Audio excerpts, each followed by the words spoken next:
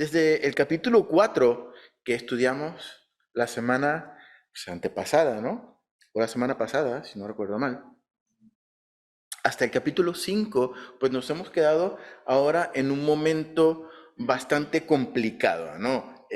Un momento crítico tanto de la vida de Esther como de la vida o del futuro de todo el pueblo judío que se encontraba en cada una de las 127 provincias del imperio persa en ese entonces, ¿no?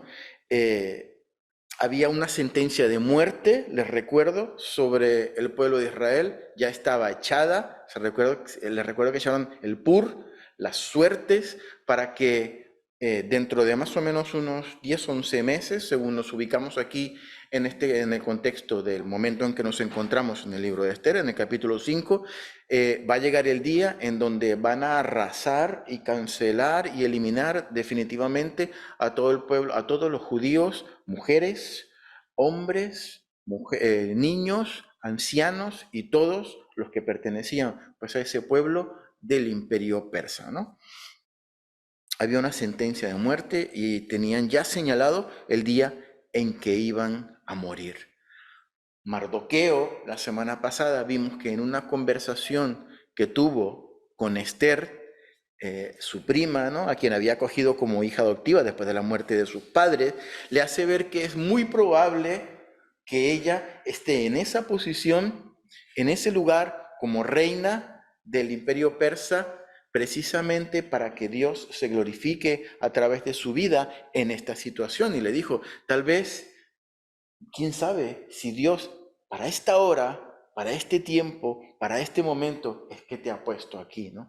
Y vimos a una Esther que en un principio estaba recelosa y temerosa porque recordamos que nadie se podía presentar, aunque fuese su esposa, delante del rey sin ser llamada.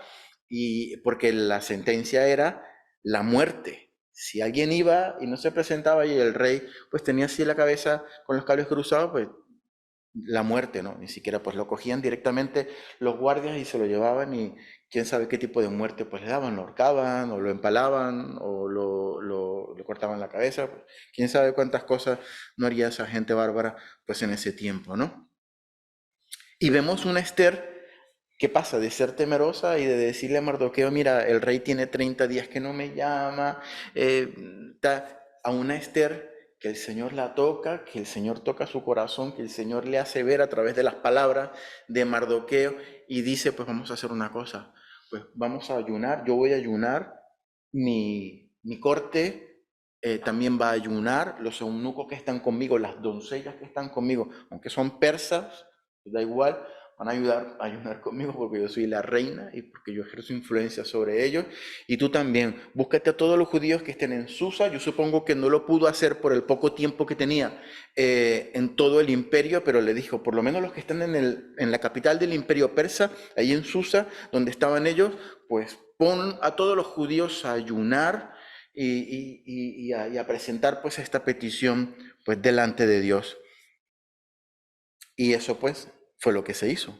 Se ayunó por 3 días, ¿no? Y algo que me gustaría comentar es que no es para nada descabellado pensar que el ayuno que se hizo en ese momento no era precisamente un elemento de sacrificio adicional que estaban haciendo, que estaba padeciendo el pueblo de Israel. Porque recordemos que todos estaban con luto, ¿no? Con cilicio y con dolor. Se pusieron el chalequito ese que hablamos la semana pasada, que estaba hecho de piel de camello o piel de cabra negra, que era muy incómodo, que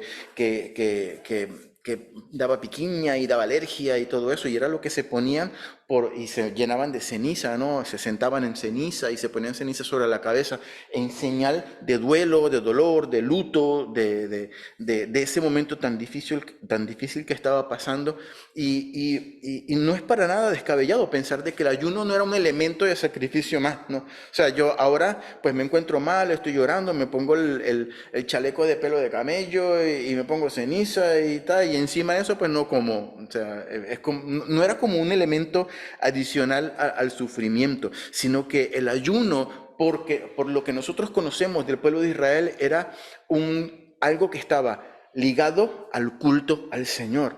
Y podemos, y aunque no se dice expresamente en el libro de Esther, bueno, vamos a ayunar y a orar, ¿no?, por esta situación, podemos entender que el ayuno formaba parte de esa petición, de esa entrega, de ese volver el rostro al Señor para poner delante de Dios toda esta situación que estaba ocurriendo en ese momento, ¿no? Y en este caso, pues ahora existía un propósito para ayunar, ¿no? No simplemente el duelo, el dolor y el triste final que les esperaba al pueblo de Israel, sino que había una petición y una solicitud de parte de Esther y de parte del pueblo de Israel para poder salir de esta situación o para poder encontrar el favor de Dios en esta situación, ¿no? Y este capítulo de Esther que vamos a ver hoy, el capítulo 5, para mí es un capítulo pues, de emociones encontradas, aunque es un capítulo corto. ¿Por qué es de emociones encontradas? Porque aunque nos gustaría que la historia avanzara y pudiésemos tener una conclusión un poquito más rápida de lo que está pasando, se queda en un punto, el capítulo 4 concluye quedándose en un punto donde queremos ganas de más, nos deja con ganas de más, ¿no? ¿Pero qué ha pasado? ¿Por qué se concluye así? Queremos saber qué es lo que pasa, ¿no? No sé si alguna vez te ha pasado que te ha enganchado una serie de televisión, ¿no? Y casi nunca falta en la serie de televisión en el que sacan un capítulo, o sea, que está súper buena la serie, pero de repente empieza un capítulo y el capítulo trata de una subtrama o del pasado del protagonista que se acordó y tal, y todo el capítulo está ahí y tú vas pensando, pero ¿cuándo se va a acabar esto para saber qué es lo que pasa con la historia, que es la que me interesa a mí, ¿no?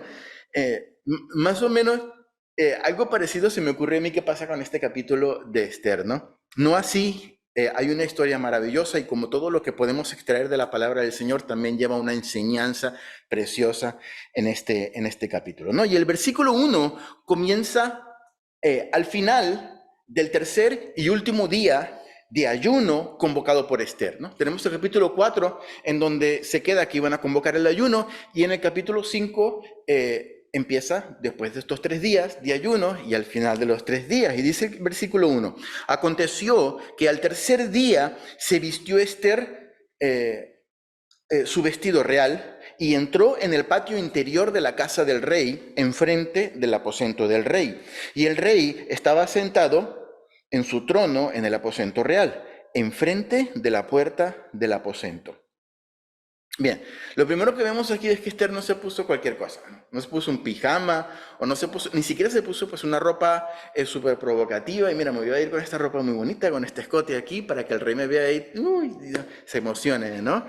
Eh, de manera sugerente para coquetear, no, sino que se puso en el lugar donde Dios la había puesto, en el contexto en donde Dios la había colocado. Yo soy reina y como reina voy a ir. Entonces se puso su vestido real, abrazó la posición, abrazó el propósito del Señor que Dios le había puesto allí, se puso reina, se vistió como reina, seguramente se puso también su corona o todo lo que tenía que ver con la parafernalia de reina en ese tiempo y según la cultura, ¿no? Y yo me imagino que habrá pensado, si todo esto ha servido para que yo llegue a esta posición de reina, entonces como reina yo voy a ir y me voy a presentar delante del rey, ¿no? Es lo que he venido a hacer. Y dice la palabra que Esther entró en el patio interior de la casa del rey, ¿no? Que quedaba enfrente del aposento del rey.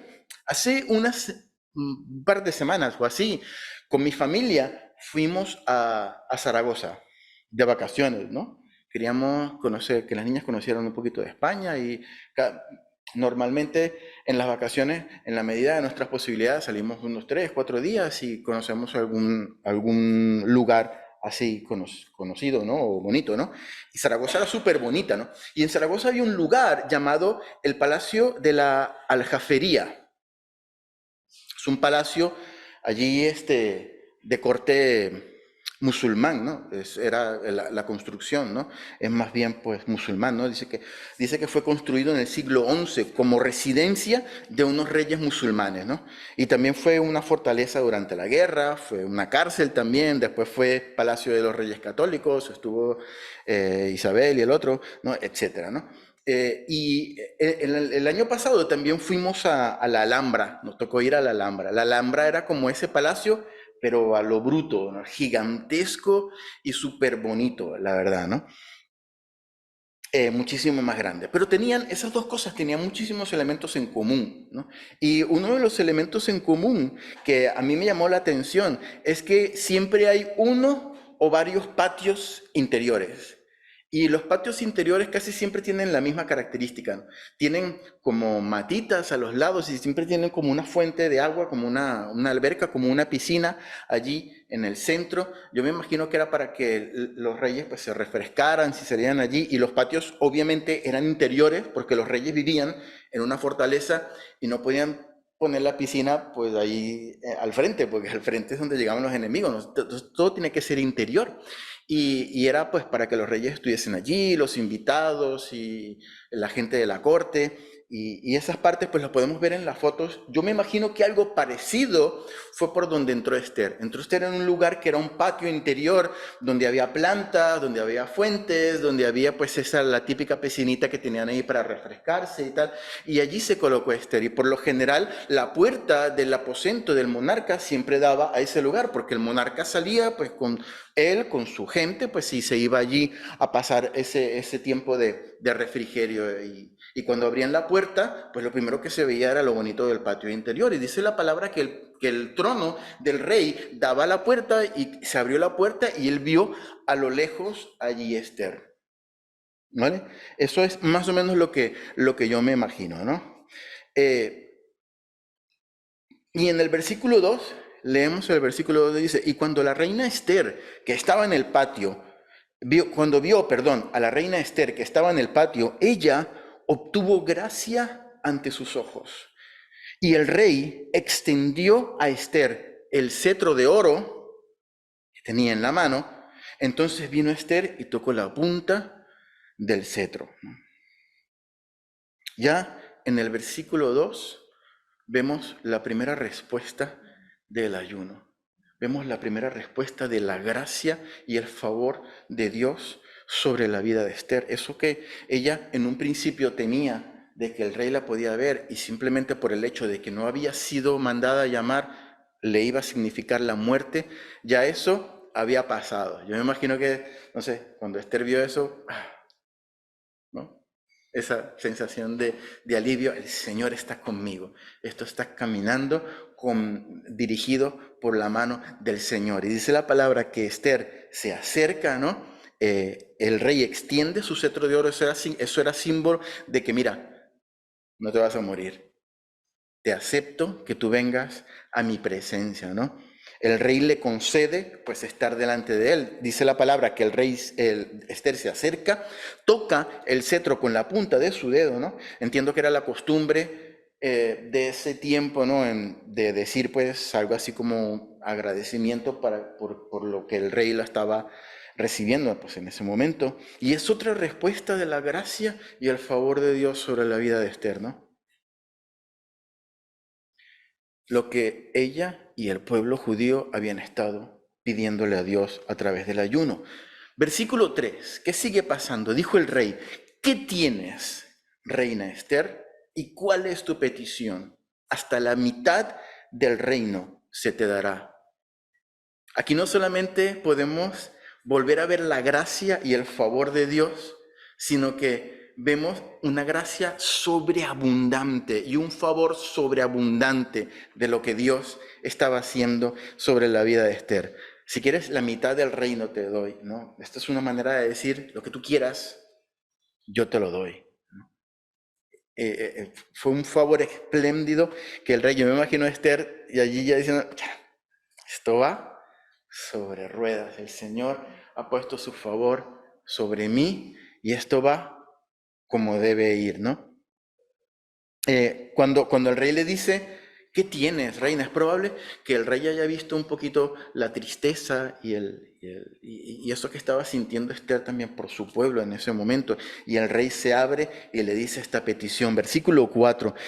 Esther dijo, si le place al rey, vengan hoy el rey y Amán al banquete que he preparado para el rey. Aquí vemos a Esther como mujer de fe. El versículo 4 dice que ella ya había mandado a preparar el banquete. Ella no sabía qué iba a pasar cuando se presentara delante del rey. Probablemente existía la posibilidad de que el rey no extendiera su cetro y ¿qué hace esta aquí?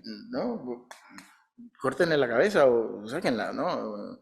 Hubiese estado, el rey, como hemos visto, era una persona muy voluble, muy manipulable, pues le gustaban mucho las fiestas, el vino, y era probable que en ese momento pues la consiguiera atravesado y simplemente pues haya mandado a matar. Pero aquí vemos una mujer de fe que dice que había ya preparado un banquete. Ya lo tenía. Ella iba con ese corazón de que el Señor la iba a librar y ya había preparado el banquete y ya tenía la estrategia que iba a poner en práctica en ese momento, ¿no?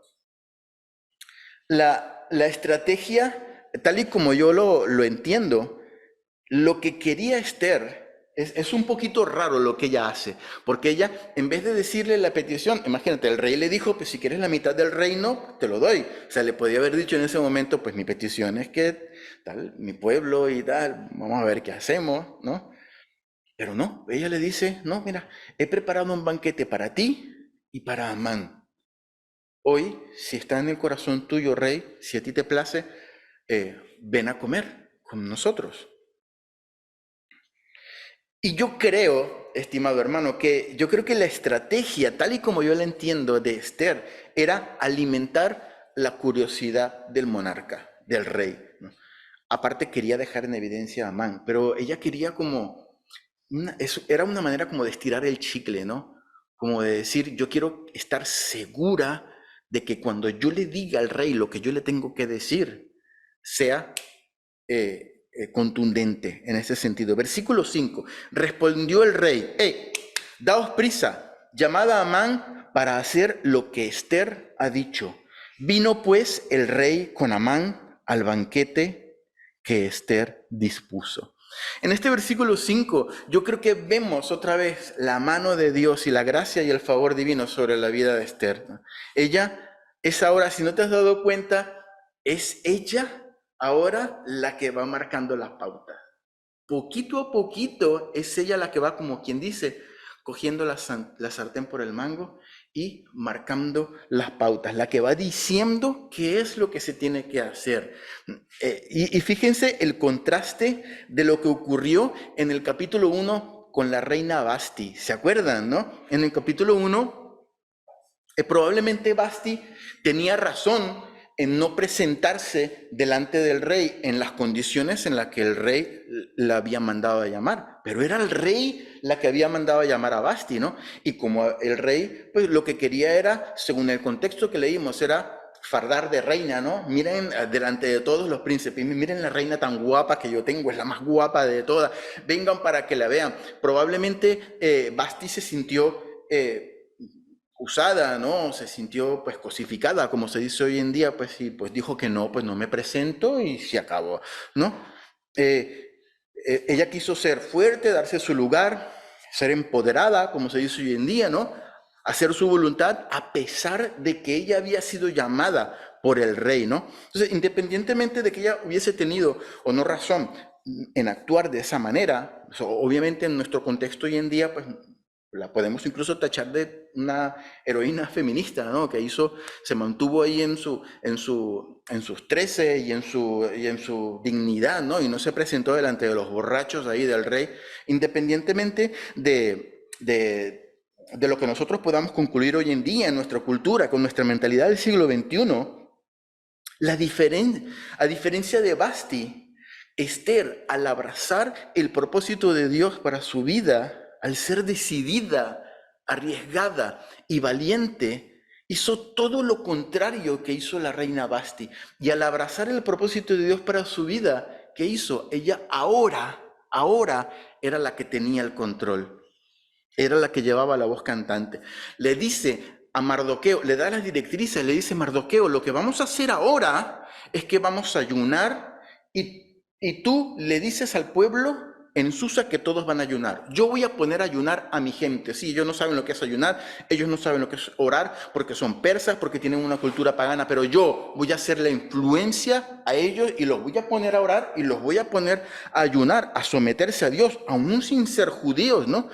Y aunque el rey no la manda a llamar a Esther, como sí mandó a llamar a Vasti, ¿no? Ella se aparece delante del rey y la gracia de Dios opera, ¿no? Y ella misma es ahora quien está conduciendo la situación. Hoy en día, hermanos, que está tan de moda lo de el empoderamiento de la mujer y lo del feminismo y esas cosas, y vemos a feministas marchando, alzando la voz, lanzando consignas, ¿no? Reaccionando violentamente contra esta sociedad heteropatriarcal y todo lo que se inventan, ¿no? La Biblia nos muestra un ejemplo de una mujer verdaderamente empoderada en la vida de Esther, sin violencia, sin actuar sin violencia, pero de una manera efectiva. Aparentemente sin muchas pretensiones por lo que estaba haciendo, pero en la práctica con un alcance y una trascendencia impresionante, hasta el punto de quedar registrado en las Sagradas Escrituras. Y Esther lo consiguió abrazando el propósito que Dios tenía para su vida y actuando en consecuencia, confiando en Él y siendo decidida. Y esa es una mujer empoderada. Y le dijo, versículo 6, el rey a Esther en el banquete, mientras bebían vino. ¿Cuál es tu posición? Le dice el rey. ¿Cuál es tu petición? Perdón. Y te será otorgada. ¿Cuál es tu demanda? Aunque sea la mitad del reino, te será concedida. El rey ratifica su oferta, confirmando esa gracia y ese favor de Dios sobre la vida de Esther. Aquí yo me imagino a Esther, yo no sé si Esther estaba sentada a la mesa con Amán y con el rey, porque la Biblia no lo dice y no sé exactamente cómo era la costumbre en esa época. Probablemente estaba del otro lado de la mesa o parada ahí en el rincón o algo, ¿no? Viendo cómo los señores allí comían. No sé cómo se desarrollaba eso, pero lo cierto es que cuando el rey le pregunta, se confirma la oferta que el rey, y yo me imagino a Esther diciendo, esto va viento en popa, lo tengo aquí, comiendo en la palma de mi mano, ¿no? Entonces, versículo 7, respondió Esther y dijo, mi petición y mi demanda es esta, lo que le había preguntado el rey, ¿cuál es tu petición? ¿Cuál es tu demanda? Y Esther le responde, bueno, esta es mi petición y esta es mi demanda. Todos podemos pensar, pues aquí Esther va a abrir su corazón y le va a contar al rey lo de los judíos. Pues no, plot twist, ¿no? Mi petición y mi demanda es esta. Si he hallado gracia delante de los ojos del rey y si place al rey otorgar mi petición y conceder mi demanda, que venga el rey con Amán a otro banquete que les prepararé y mañana haré conforme a lo que el rey ha mandado. Y aquí la reina sigue, por alguna razón, estirando el chicle, ¿no? Sigue jugando con la curiosidad del rey, ¿no? Sigue haciendo este juego para alimentar, ¿no?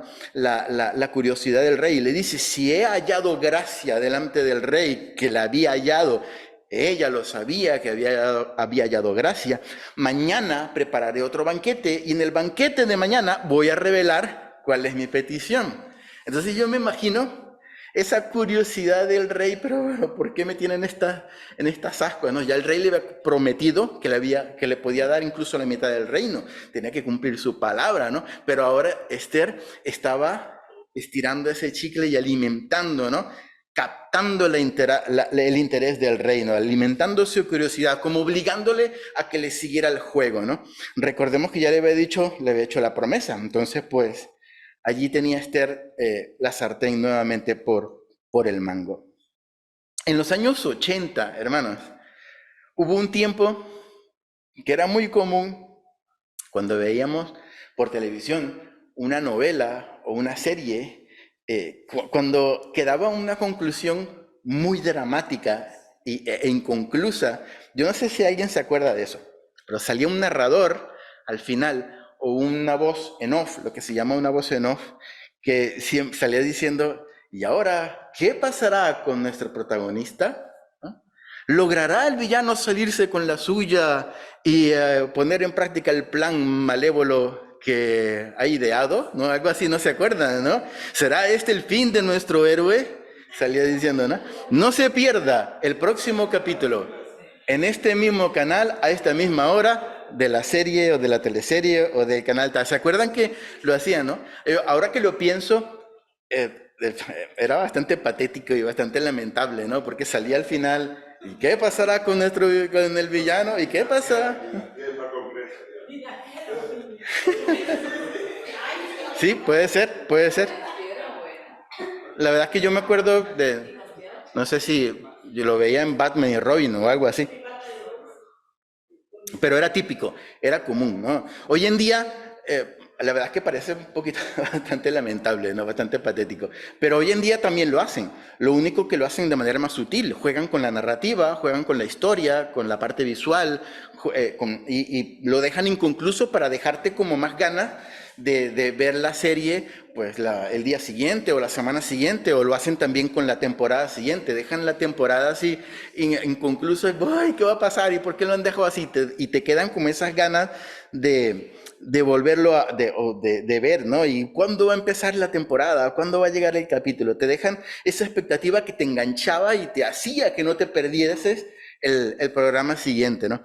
Y yo creo que fue la técnica que utilizó la reina Esther, ¿no? Intentar enganchar al rey para que el rey tuviera tanta expectativa que cuando ella lanzara la petición hiciera mella en el corazón del rey, ¿no? Y dice la palabra en el versículo 9, salió Amán aquel día contento. Amán, recuerden que es el villano de nuestra historia, el que mandó a matar a todos los judíos, ¿no? Pero aquí salió contento y alegre de corazón,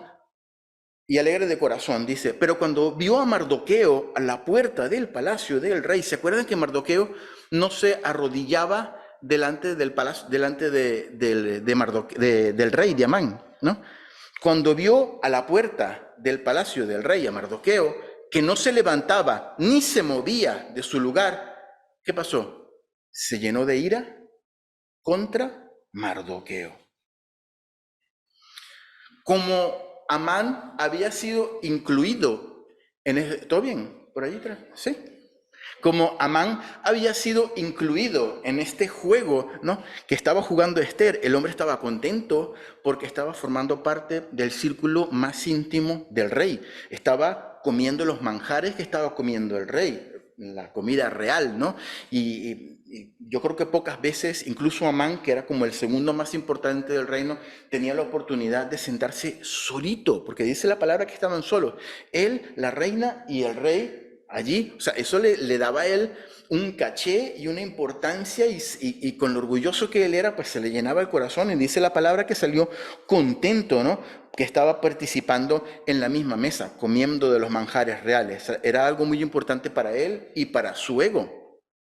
Y aquí, hermanos, me gustaría abrir un paréntesis que pudiésemos nosotros analizar nuestra vida en un aspecto en particular y que nos pudiésemos ver reflejados en la vida de Amán, porque lo que estaba experimentando esta persona horrible, ¿no? Que era Amán, no es diferente ni es ajeno a algo que muchas veces nos puede pasar a ti y me puede pasar a mí en nuestro diario vivir, ¿no? Y aunque no seamos un despiadado genocida como era pues Amán, eh, me gustaría que nos quedásemos con tres preguntas hoy, tres preguntas que llevásemos en nuestro corazón. La primera pregunta es, ¿de dónde proviene mi paz? ¿De dónde proviene mi paz? La segunda pregunta es, ¿quién determina o qué determina mi alegría o mi gozo en la vida? Y la tercera pregunta es, ¿qué valor tiene lo que tengo y qué valor lo que no tengo? Primera pregunta, ¿de dónde proviene mi paz? Segunda pregunta, ¿quién o qué determina el gozo en mi vida?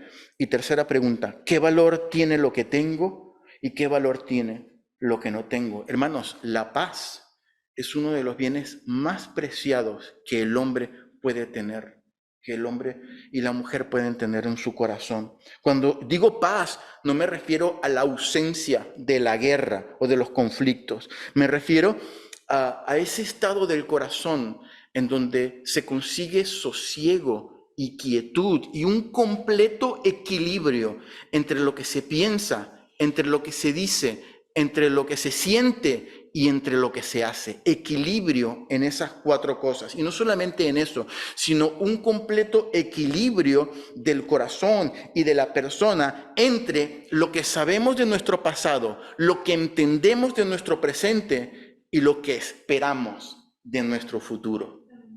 Esa es la paz que nos mantiene centrados, nos mantiene esperanzados y nos mantiene en quietud y en sosiego. La paz de Dios, queridos hermanos, nunca está afuera. La paz de Dios está dentro. Afuera ocurren batallas, ocurren las circunstancias, eso no lo podemos controlar nosotros. Y las cosas, ocurren esas cosas que se supone o que luchan por quitarnos a nosotros la paz. Pero la paz de Dios no es como la paz del mundo. La paz de Dios se mete aquí en el corazón porque viene de parte de Dios y es independiente a lo que ocurre afuera. Dice Juan capítulo 14, versículos 27. Jesús le dice a sus discípulos: la paz os dejo, mi paz os doy. Una paz que no es como la que el mundo da. Así que no se turbe vuestro corazón. La palabra original allí en turbar es agitarse, es hacer pum, pum, pum, pum, pum, pum, es zarandearse. Ni tenga miedo, porque lo que iban, ahí Jesús estaba hablando, estaba preparando el corazón de los discípulos porque se iba a ir. Venían momentos de incertidumbre, venían momentos de miedo y Jesús les estaba diciendo: no los voy a dejar huérfanos, les voy a dejar el Espíritu Santo, pero yo me tengo que ir. Pero yo les dejo mi paz, no tengan miedo. No se agite, no se turbe vuestro corazón. Y eso, queridos hermanos, esa paz y ese gozo era lo que precisamente vemos que Amán no tenía. Era lo que le faltaba a Amán. ¿De dónde provenía, según el relato bíblico, la paz de Amán? No estaba dentro, la paz de Amán no estaba dentro, estaba fuera de él. Si él hubiese salido de ese banquete con la reina y con el rey y hubiese salido fuera y hubiese visto a Amán, a Mardoqueo, oh gran Amán, y se arrodillaba, se hubiese ido contento de la vida y feliz porque todo él estaba caminando sobre ruedas. Pero dice la palabra que él salió contento y apenas se encontró con un hombre que era insignificante respecto a la posición que tenía Amán, y lo vio y no le rindió pleitesía. Dice la palabra que se llenó de ira en el corazón. ¿Por qué? Porque la paz de Amán no estaba dentro de él, sino estaba fuera en las circunstancias. Dependía el gozo de Amán, dependía de lo que ocurriera, de lo que hiciera este señor Mardoqueo. Y mira lo que hace Amán. Dice el versículo 10, pero se refrenó Amán, o sea, estuvo a punto de decir: guardia, manden a matar a este hombre, pero se refrenó, porque él sabía que había un destino pautado para el pueblo de Israel y que tarde o temprano iba a caer e iba a morir también Mardoqueo. Dice que se refrenó y vino a su casa y mandó a llamar a sus amigos y a Zeres, su mujer. Amán sabía que existía este plan en marcha y por eso se refrenó, pero hizo algo que nos indica que Amán necesitaba reafirmar su confianza en él mismo y recuperar su paz. Esa paz que hizo que perdiese por ver a Mardoqueo, que no se inclinaba delante de él, y ese gozo que le quitó Mardoqueo, llamando a las personas, a sus amigos y a su mujer, porque necesitaba reafirmar esa quietud y esa paz que le había quitado Mardoqueo. Y mira lo que les dice en el versículo 11. Y les refirió a Amán la gloria de sus riquezas. Empezó a decir: pues mira tanto ganado que yo tengo, y tantos coches, y los aviones, y el yate de 150 metros que tengo ahí aparcado, y mira las tierras que yo tengo, y todo lo que yo tengo en el banco. Les empezó a decir lo que él tenía, como para reafirmar su confianza, para que los demás le aplaudiesen. Oh, sí, Amán, mira qué exitoso tú eres, y volver a sentir esa paz en el corazón que le había quitado un triste judío que no se había inclinado ante él. Simplemente por eso Y él estaba buscando de nuevo la aprobación de una parte externa para volver a tener gozo y para volver a tener paz. Y sigue diciendo el versículo 11, ¿no? Y le refirió la multitud de sus hijos. Miren toda la descendencia que yo tengo y todos los que llevan mi apellido, ¿no? Estos que son guerreros, estos que son comerciantes, estos que son ministros aquí, ¿no? Y todas las cosas con que el rey le había engrandecido. Se los dijo a los amigos, empezó a hablar y a fardar, y mira lo que tengo, y mira, me imagino a los amigos medio aburridos allí, oh sí, Amán, sí, sí, ¿no? Y con que le había honrado sobre los príncipes y siervos del rey. Versículo 12, y añadió también Amán, también la reina Esther a ninguno hizo venir con el rey al banquete que ella dispuso, sino a mí. Soy tan importante como el rey. Y eso se lo estaba diciendo a los amigos y a la esposa. Y también para mañana me ha convidado a otro banquete. Mira cómo estaba jugando también Esther con el corazón indirectamente de Amán. Pero en el versículo siguiente, hermanos, y mira el versículo que viene, vemos a un hombre tan obsesionado con tener el control de todo, que por una simple cosa que se le escapaba a su control, todas las demás riquezas dejaban de tener valor. Esto es impresionante, porque ya vimos todas las riquezas que tenía este hombre. Y mira lo que dice el versículo 13. Pero todo esto, ¿a qué se refiere con todo esto? Pues a la multitud de hijos, a la riqueza que tenía, a cómo lo había engrandecido el rey, a todo lo que le había mostrado de los príncipes y todo. Todo esto de nada me sirve. De nada me sirve cada vez que veo al judío Mardoqueo sentado a la puerta del rey. Impresionante. Hermanos, ¿de qué vale? De verdad, ¿de qué vale que un pobre loco, porque comparado con Amán, Mardoqueo era un pobre loco que estaba ahí, un judío, un siervo allí? ¿De qué vale que un pobre loco no le dé la gana de rendirle pleitesía? ¿De qué vale, hermano? Tenemos aquí un hombre poderoso, el segundo del imperio, millonario, con mucha descendencia, todo lo que cualquier persona podía desear, ¿no? Materialmente hablando, y que muy pocos habían alcanzado en la historia, amargado y diciendo: todo lo que yo tengo, todo esto pierde su valor, pierde su sentido, simplemente porque un hombre no se arrodillaba delante de él. ¿Os parece? Me parece coherente eso. La Nueva Traducción Viviente dice en el versículo 13: sin embargo, todo esto no vale nada, mientras vea al judío Mardoqueo sentado allí a la puerta del palacio. Hermano, ¿cuántas veces, escúcheme esta pregunta por favor, cuántas veces nuestra paz y nuestro gozo la determinan elementos que están externos a nosotros? ¿Cuántas veces vemos a esa persona que es mala y que nosotros sabemos que es mala, ¿no? Y la vemos prosperar? Hermanos, yo sé que esto es terrible porque a todos en menor o en mayor medida nos ha pasado. La vemos prosperar, la vemos que consigue un mejor trabajo, un mejor coche, alguna cosa mejor, le pasan cosas buenas y a nosotros no, ¿no? Y se nos va completamente la paz por eso. Se nos va completamente la paz.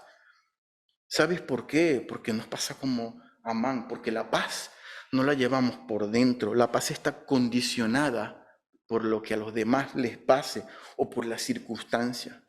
Y sabemos, lo más triste es que sabemos que si a esa persona o a esas personas les pasa algo malo, un fresquito por dentro como que nos da, ¿no? No nos reímos, no nos alegramos, pero mejor, ¿no? Y ahí vemos cómo nuestra paz, cómo nuestro gozo no está condicionado por lo que Dios ha hecho en nuestra vida, sino por lo que le pase a las demás personas. Veámonos reflejados aquí en este terrible hombre de Amán. Cuando los problemas nos rodean, hermanos, determinan nuestro gozo. Y de repente todo lo que Dios ha hecho por nosotros hasta este momento, la salvación, nuestro nombre escrito en el libro de la vida, el cambio que Dios ha hecho en nuestro carácter, todas las veces que Dios nos ha ayudado, nos ha sanado, nos ha guiado, nos ha respondido a las oraciones, todo eso que tiene un valor incalculable, porque para que eso sucediese, Jesús murió por nosotros en la cruz del Calvario.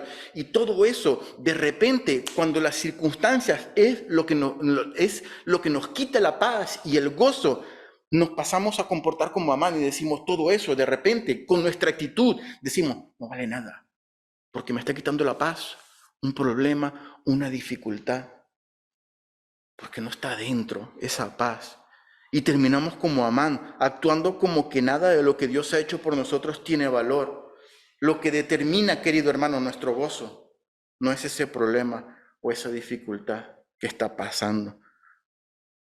¿De qué sirve que los demás piensen o digan cosas de nosotros, ¿no? Esto es algo que yo le estoy recalcando a mis hijas recientemente, porque la pequeña acaba de entrar al instituto y en el instituto pues tienen una fauna y un folclore bastante complicado, ¿no? Los chiquillos ya empiezan a burlarse, ¿no? En estos días pasó mi mujer y saludó a Amanda, que la vio por allí, y una le dijo, ¡ay, mira a tu madre, qué vergüenza! Y ella se sintió mal y saludó a Sandra, sí, ¿no? Y yo les digo, ¿de qué sirve que los demás piensen cosas de nosotros? Ellos no son absolutamente nadie, no tienen peso en nosotros para determinar nuestra paz y para determinar nuestro gozo, para determinar las cosas que realmente valen en nuestra vida. Está mi madre querida, que todavía la tengo pasando por allí. Ella debería alegrarse y decir, mami, mami, saludar. Y que los demás se burlen, pues, que se burlen. Ustedes no son nadie para determinar mi alegría de tener a mi madre aquí cerca. Yo le digo a mis hijas, dile que se vayan a lavar esa zona que necesita ser lavada constantemente. Así mismo se los digo, porque ustedes no son nadie para determinar mi alegría y mi gozo y para hacerme sentir mal. ¿Por qué tengo que cambiar mi manera de vivir, mis gustos o lo que se supone que tiene valor para mi vida para cambiarlo por lo que no vale nada? ¿Por qué cambiar los tesoros divinos por chatarra social, queridos hermanos? Vuelvo y repito, aunque Amán no es ejemplo, no es modelo, porque era una persona terrible, nos podemos reflejar en él para analizar esos aspectos de nuestra vida. Si por último, el sistema y sus valores le indica a Amán el camino a seguir, lo que hoy en día conocemos como la famosa política de la cancelación. Versículo 14. Y le dijo Ceres, su mujer y todos sus amigos, mira lo que le dicen a Amán, hagan una horca de 50 codos de altura. Y mañana, 50 codos de altura eran como 20 metros. Imagínate una horca de 20 metros para que todo el mundo viera allí a Mardoqueo en el trofeo, ¿no? Para que, como diciendo, mira, esto es lo que le pasa a la gente que no se inclina en reverencia ante Amán, ¿no? Y les dice la mujer y sus amigos, hagan una horca de 50 codos de altura y mañana di al rey que cuelguen a Mardoqueo en ella. Y entra alegre con él al banquete. Mira, como ya está todo solucionado, ahora vuelve a tener el gozo que perdiste, porque ya lo que te quitaba el gozo, lo que te quitaba la paz, lo vamos a cancelar, lo vamos a eliminar. Ese Mardoqueo, pues ya lo vamos a quitar de en medio, ¿no? Mañana dile al rey que cancele el motivo de tu amargura. Y como el motivo de mi amargura está afuera, entonces lo más fácil es eliminar el elemento externo. Más fácil que trabajar en mi corazón y ver cuáles son las heridas y los complejos y las cosas que yo tengo en mi corazón y por qué hay falta de paz en mi corazón y por qué hay falta de gozo en mi corazón. Más fácil, pues quito el elemento externo, lo que a mí me molesta. Yo siempre he pensado que eso es como ponerle una tirita arriba de la fractura. O sea, ¿qué vamos a hacer? Absolutamente nada, ¿no? Pero eso es lo más común en este mundo. Si lo que está afuera te molesta, cancélalo, quítalo de en medio. Amén. En el capítulo 5. La última parte del versículo. Esa es la cosa de de sordo, ¿no? De sordo, ¿no? De ciego. La última parte del versículo dice, entra alegre al banquete porque ya tienes resuelto el problema que determina tu alegría. Entra alegre al banquete, porque ya lo que determina tu alegría, lo que determina tu gozo, ya no existe. Y con esto, hermanos, concluye el capítulo 5 de Esther. ¿Será este el fin de nuestro Mardoqueo? ¿Se saldrá Amán con la suya? ¿Cómo recibirá el rey la petición de Esther? No se pierda el próximo domingo, a esta misma hora, en esta misma iglesia, el siguiente capítulo de Esther. Vamos a orar, hermano. Señor, te damos gracias por tu palabra, por lo bueno que tú eres, Señor. Y Padre, yo quiero pedirte, maravilloso Dios, que tú nos ayudes a entender a identificar de dónde viene nuestra paz. Nuestra paz viene de ti. Nuestro gozo viene de ti. Nuestro gozo es independiente a lo que esté pasando afuera. Es difícil, lo sé, porque yo lo he vivido, Señor. Es difícil saber divorciar, separar estas dos cosas, porque muchas veces lo que pasa afuera tiene tanta presión sobre nosotros que se nos va la paz, que se nos va el gozo, pero que podamos entender que nuestro gozo no depende de lo que ocurre fuera. Nuestro gozo depende de ti, Señor, que nos has dado el Espíritu Santo para que podamos entender que tú tienes el control de todas las cosas, Señor, que tú, maravilloso Dios, nos tienes, Señor, en el hueco de tu mano, que tú nos llevas, que tú nos proteges, que tú defines, Señor, nuestro entrar y nuestro salir, Señor, Padre Santo, y todo lo que pasa alrededor, Señor, también tiene un propósito y tú también estás en control de todas las situaciones. Ayúdanos, Señor, maravilloso Dios, a ser fieles, a no perder porque no lo vale, porque no vale absolutamente la pena nuestro gozo y nuestra paz por los elementos externos, sino que todo el tiempo podamos tener nuestra mirada dirigida a ti, puestos los ojos en ti, Señor, que eres el que nos da la paz, que eres el que nos da el gozo, y que podamos entender que todo lo que viene de ti tiene un valor incalculable, Señor, y no podemos hacer disminuir el valor de lo que tú has dado, de lo que tú nos has puesto en nuestro corazón y en nuestra vida, simplemente porque perdemos el gozo por las cosas que están fuera de nosotros. Te damos gracias por tu amor, te damos gracias por tu palabra, por este libro de Esther, Señor. Gracias por mis hermanos maravillosos.